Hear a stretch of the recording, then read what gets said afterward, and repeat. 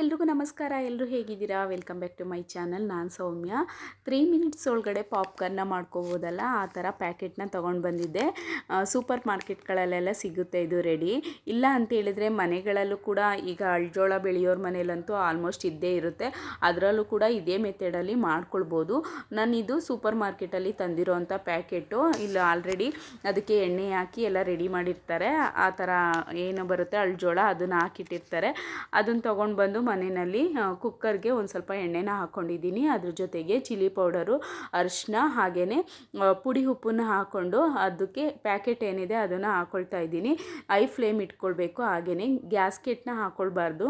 ಏನು ಕುಕ್ಕರ್ದು ಮುಚ್ಚಳ ಏನಿರುತ್ತೆ ಅದಕ್ಕೆ ಗ್ಯಾಸ್ಕೆಟ್ನ ಹಾಕ್ಕೊಳ್ದಿರಾ ಅದೇ ರೀತಿ ಕ್ಯಾಪ್ನ ಮುಚ್ಚಿಟ್ಕೊಳ್ತಾ ಇದ್ದೀನಿ. ಒಂದು 5-6 ನಿಮಿಷದ ತನಕನೂ ಬಿಟ್ಟರೆ, ಒಂದು 5-6 ನಿಮಿಷನೂ ಇಲ್ಲ, ನಾನು ಹೇಳ್ತಿರೋದು ಇಲ್ಲಿ 3 ಮಿನಿಟ್ಸ್ ಅಂತ. ಅದ್ರ ಒಳಗಡೆನೆ ತುಂಬ ಚೆನ್ನಾಗಿ ಬರುತ್ತೆ ಪಾಪ್ಕಾರ್ನ್.